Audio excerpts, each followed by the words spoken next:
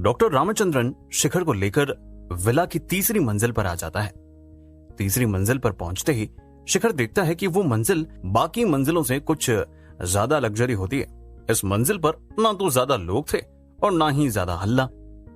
Doctor Ramachandran शिखर को लेकर एक कमरे में दाखिल होते हैं। कमरे के बीच में लगे बड़े सोफे पर एक करीबन 60 वर्षीय आदमी बैठा होता है। उसके हाव भाव और पर्सनैलिटी से ही पता चल रहा था कि वो कोई बहुत ही बड़ा आदमी था। शिखर इस बात से भी अनुमान लगा पा रहा था कि वो कितना बड़ा आदमी हो सकता है कि डॉक्टर रामचंद्रन जैसी हस्ती खुद उस आदमी से मिलने आई है। काले सूट और टाई में बैठे उस बूढ़े आदमी ने शिखर और रामचंद्रन को आते हुए देखा और अपने हाथ में पकड़े गिलास को एक तरफ रख दिया।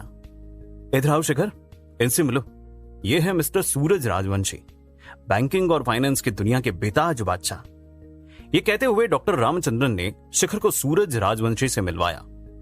शिखर ने हल्का सा सम्मान में झुककर सूरज राजवंशी से हाथ मिलाया और बड़ी ही स्थिर आवाज में कहा, मैंने आपके बारे में बहुत सुना है। ये मेरी खुशकिस्मती है कि मुझे आपसे मिलने का मौका मिला। शिखर ने कई बार अखबार और न्यूज में सूरज के चर्चे सुने थे। आए दिन अपने किसी नए प्रोजेक्ट को लेकर मिस्टर सूरज सुर्खियों में ही रहते थे।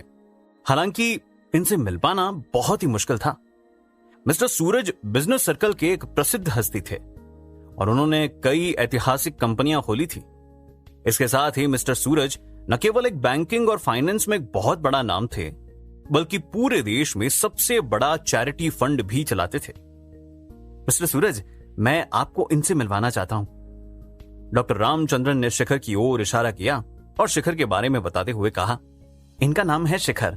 शिखर को बिजनेस और फाइनेंस की गहरी समझ है और तो और शिखर कमाल की स्पीच भी देता है। डॉक्टर रामचंद्रन, अगर आप कह रहे हैं तो कुछ तो बात होगी। मिस्टर सूरज ने शिखर की तरफ देखा और उसे अपनी तरफ बुलाते हुए कहा, मिस्टर शिखर, आइए हमारे साथ बैठिए। मिस्टर सूरज की बात सुनकर शिखर के चेहरे पर नर्वसनेस दिखाई देने लगी और वो धीरे से चलकर उन दोनों के पास आकर बैठ गया। मिस्टर शिखर, क्या आप शतरंज खेलना जानते हैं? अचानक शिखर के बैठते ही मिस्टर सूरज ने शिखर से पूछा। जी, थोड़ा सा। शिखर ने अपना सर हिलाया। ठीक है, चलो फिर एक शतरंज का खेल खेलते हैं। मिस्टर सूरज ने ये कहा और फिर अपने सामने रखे मेज पर शतरंज के खेल की तरफ इशारा किया। शिखर मिस्टर सूरज के सामने वाली कुर्सी पर बैठ गया। डॉक्टर रामचंद्रन ये देखकर मिस्टर सूरज के बगल में बैठ गए और बोले, मैं यहां शिखर को बात करने के लिए लेकर आया था और तुमको यहां शतरंज खेलने की सूझ रही है। शतरंज का खेल खत्म होने का इंतजार करो, उसके बाद आराम से बात करेंगे। मिस्टर सूरज ने डॉक्टर रामचंद्रन की बात पर इतना ध्यान दिया और अपनी नजर शतरंज के खेल की तरफ घुमा ली। ठीक है, डॉक्टर रामचंद्रन ने ज्यादा कुछ नहीं कहा। उन्होंने एक आह भरकर शिखर की तरफ देखा और कहा, तुम दोनों शतरंज का खेल खत्म करो, उसके बाद हम बात करेंगे। जी।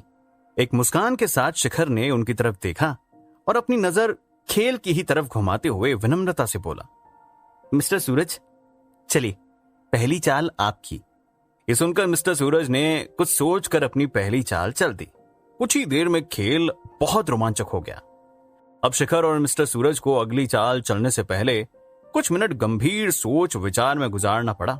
शिखर अपनी शतरंज की हर एक चाल बहुत कॉन्फिडेंस के साथ चला जा रहा था।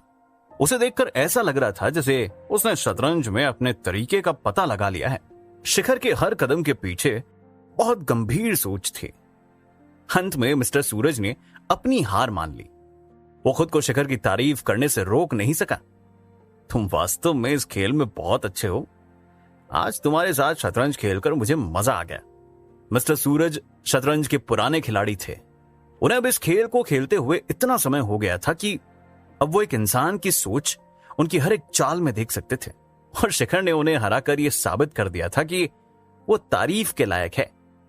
थैंक यू मिस्टर सूरज, शिखर ने हल्की मुस्कान के साथ कहा। वास्तव में शिखर, तुमने बहुत अच्छा खेल खेला। डॉक्टर रामचंद्रन आनंद से मिस्टर सूरज और शिखर का खेल देख रहे थे। जब आखिर में शिखर इतने कठिन मोड़ पर आकर जीत गया तो डॉक्टर रामचंद्रन खुद को शिखर की तारीफ करने से रोक नहीं सके, क्योंकि डॉक्टर रामचंद्रन भी इस खेल को खेलना पसंद करते थे। उन्होंने शिखर को एक खेल उनके साथ खेलने के लिए भी कहा। हालांकि शिखर ने पहले इस बात पर थोड़ा इनकार किया, लेकिन आखिर में वो मान गया। चलो इस बार तुम पहले चलो। डॉक्टर ने शिखर की ओर देखा और उसे पहले चाल चलने को कहा। शिखर और डॉक्टर रामचंद्रन का खेल जब शुरू हुआ तो 2-3 चालों के बाद माहौल पहले से भी ज्यादा गंभीर हो गया। डॉक्टर रामचंद्रन की चालों से ऐसा लग रहा था कि उन्होंने पहले से सोच लिया था कि वो शिखर को कैसे फंसाने वाले हैं। इस खेल के बीच मिस्टर सूरज ने 1 सेकंड के लिए भी अपनी आंख नहीं झपकाई। शिखर और डॉक्टर रामचंद्रन के बीच खेल इतना दिलचस्प था कि मिस्टर सूरज को नर्वस महसूस हो रहा था। अचानक शिखर ने अपनी आखिरी शतरंज की बाजी चली और वो मुस्कुराते हुए बोला, गेम टाई हो गया। सच में तुम इस खेल के मास्टर हो। डॉक्टर रामचंद्रन ने एक राहत भरी सांस ली। उन्होंने अपनी पूरी जान लगा दी थी इस खेल को टाई करने में। वो भी हारना नहीं चाहते थे। ऐसा नहीं है, आप लोग मेरी ज्यादा ही तारीफ कर रहे हैं। यह कहकर शिखर उन दोनों के सामने थोड़ा शर्माने लगा। कुछ देर हंसी मजाक करने के बाद मिस्टर सूरज ने कमरे में रखी रेड वाइन की बोतल खोल दी। फिर 3 ग्लास में वाइन डालने के बाद वो शिखर से बोले, लेट्स हैव अ ड्रिंक। शिखर थोड़ा हिचकिचाया, लेकिन जब दोनों बड़े आदमियों ने उसे जोर दिया तो वो मान गया। शिखर के लिए उन दोनों के साथ ड्रिंक करना बहुत बड़ी बात थी। शिखर मन ही मन पृथ्वी का शुक्रिया कर रहा था जिसने उसे अपनी पार्टी में बुलाया था। अगर शिखर पार्टी में नहीं आता तो शायद वो कभी ये कीमती वक्त मिस्टर सूरज और डॉक्टर रामकृष्णन के साथ नहीं गुजार पाता। वाइन का ग्लास पी लेने के बाद मिस्टर सूरज ने ग्लास मेज पर रखी और अचानक बोले, वेल, मुझे अब पार्टी में जाना होगा। तुम दोनों को बिजनेस और फाइनेंस के बारे में कुछ बात करनी थी। तुम यहां पर आराम से कर सकते हो, मैं चलता हूं। यह कहकर मिस्टर सूरज अपनी जगह पर खड़े हुए और कमरे से निकलने के लिए तैयार हो गए। इसी बीच शिखर डॉक्टर रामचंद्रन से बात शुरू ही करने वाला था कि अचानक उसका फोन बजने लगा। शिखर ने अपनी जेब से फोन निकाला और स्क्रीन पर पृथ्वी का नाम पढ़ा। शिखर इन सब बातों में तो भूल ही गया था कि पृथ्वी नीचे उसका इंतजार कर रहा था। डॉक्टर रामचंद्रन ने शिखर का चेहरा देखा तो वो समझ गए कि कुछ बात है और वो एक हंसी के साथ बोले, शिखर जाओ, तुम पहले अपना काम पूरा कर लो, हम लोग इन सब बातों के लिए बाद में समय निकालते हैं। यह कहकर डॉक्टर रामचंद्रन भी अपनी जगह से उठ गए। आखिर शिखर इतना अच्छा मौका अपने हाथों से जाने नहीं देना चाहता था। वो जानता था कि अगर आज बात नहीं हुई तो पता नहीं वो लोग दोबारा कब मिलेंगे। ये सोचते हुए शिखर बोला, डॉक्टर रामचंद्रन, असल में मैं अभी शिखर की बात पूरी भी नहीं हुई थी कि डॉक्टर रामचंद्रन ने अपने कोट की जेब में से अपना कार्ड निकाल दिया और शिखर से बोले, ये मेरा बिजनेस कार्ड है, जब तुम्हें समय मिले तो मुझे जरूर कॉल करना। Thank you doctor Ramachandran. Shikhar ने ये कहते हुए वो कार्ड ले लिया और अपनी जेब में डाल लिया। शिखर को अब अपने नसीब पर विश्वास ही नहीं हो रहा था कि क्या ये सब सच में उसके साथ हो रहा था। शिखर ने मन ही मन खुद से सवाल किया।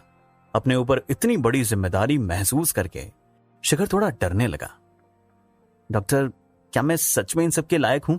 डॉक्टर रामचंद्रन जाने ही लगे थे कि लेकिन अचानक शिखर की बात सुनकर रुक गए और शिखर के पास आकर बोले, शिखर, तुम एक अच्छे नौजवान हो, तुम्हारे अंदर बहुत टैलेंट है।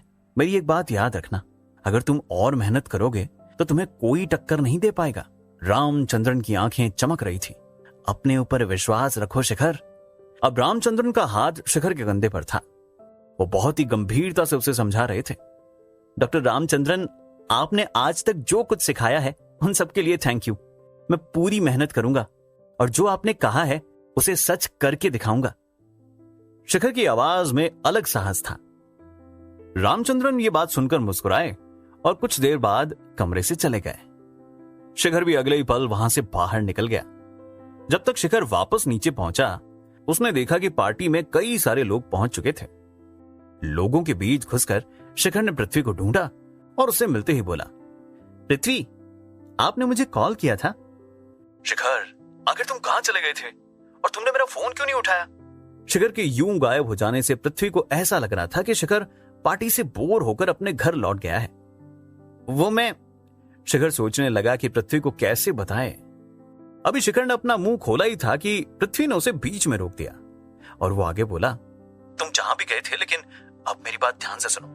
कुछ ही देर में यहाँ एक बहुत बड़ा बिजनेसमैन आने वाला है। ये तुम्हारे लिए उनसे बात करने का अच्छा मौका है शिखर। इस मौके को जाने मत देना। पृथ्वी ने अपने आसपास कुछ देखते हुए शिखर से कहा।